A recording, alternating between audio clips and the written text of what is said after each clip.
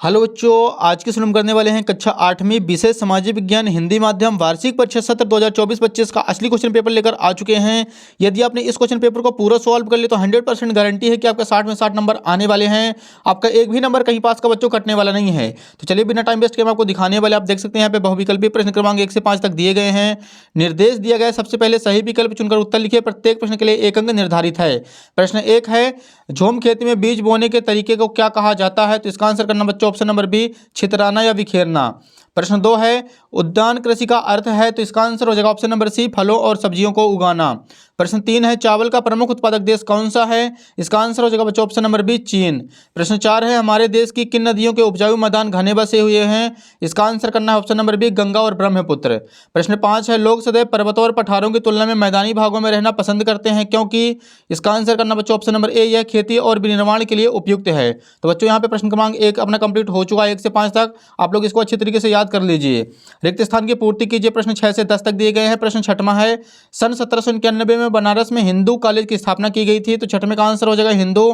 प्रश्न 7 है, राष्ट्रीय उद्यान एक वन्य जीव एवं पर्यावरण संरक्षण है। प्रश्न 8 है, रोपड़ कृषि व्यवसाय का एक प्रकार है। प्रश्न 9, संयुक्त राज्य अमेरिका में किसान एक व्यवसायी की तरह काम करता है। प्रश्न 10 है, धातुओं को उसके अयस्कों द्वारा गलनांक बिंदु से अधिक तपाकर निष्कर्षित किया जाता है, इस प्रक्रिया को प्रगलन कहते हैं। तो बच्चों यहाँ से 6 से 10 तक भी क्वेश्चन कंप्लीट हो चुके हैं। इसका भी आप लोग स्क्रीनशॉट ले लीजिए। अगला प्रश्न देखिए बच्चों, यहाँ पे अतिलघु उत्तरीय प्रश्न क्रमांक 11 से 16 तक दिए गए हैं। सो फर्स्ट ऑफ ऑल प्रश्न 11 है, महुआ क्या है बताइए? तो इसका आंसर बच्चों आप लोग यहाँ पे देख सकते हैं। उत्तर क्रमांक आपको 11 डालना है और ये आपको आंसर इसका लिखना है। प्रश्न 12 है, शांति निकेतन की संस्था की स्थापना किसने और कब शुरू की थी? तो इसका आंसर हो जाएगा, शांति निकेतन संस्था की स्थापना रविन्द्रनाथ टैगोर ने सन 1901 में की थी। प्रश्न 13 है, संसाधन की परिभाषा लिखिए। तो आप लोग इसका आंसर देख सकते हैं, यहाँ पे संसाधन की परिभाषा है। अगला प्रश्न देखिए बच्चों, प्रश्न 14 है, मानव निर्मित 5 संसाधनों के नाम लिखिए। तो ये रहा बच्चों इसका आंसर, आप लोग स्क्रीनशॉट सब फटाफट सभी कर लेते चलिए। प्रश्न 15 है, भारत में कानून बनाना बजट पारित करना किसका कार्य होता है? तो ये हो जाएगा 15 का आंसर। अगला प्रश्न 16 है, सरकार के अंग कौन कौन से हैं? कानून को लागू करने का काम किस अंग के द्वारा किया जाता है? तो ये आप लोग इसका आंसर देख सकते हैं।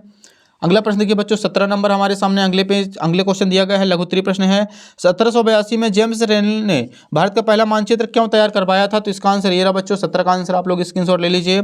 अगला प्रश्न 18 है, 1757 में प्लासी का युद्ध किसके बीच हुआ था? इस युद्ध में किसकी जीत हुई थी? तो ये हो जाएगा बच्चों उत्तर क्रमांक 18 का आंसर।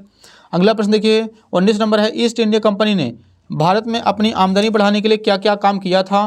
तो ये हो जाएगा बच्चों उत्तर क्रमांक 19 का आंसर।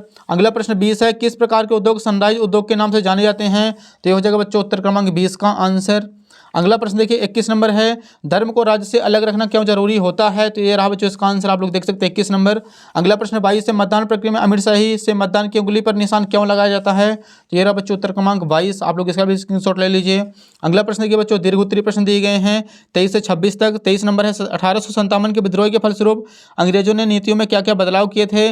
24 नंबर है, विश्व में कौन कौन से प्रदेश जल की कमी की समस्या का सामना कर रहे हैं? प्रश्न 25 है, हमें कितने मौलिक अधिकार प्राप्त हैं, किसी एक का वर्णन कीजिए। लास्ट क्वेश्चन 26 है, फौजदारी एवं दीवानी कानून को उदाहरण सहित समझाइए, अंतर स्पष्ट कीजिए।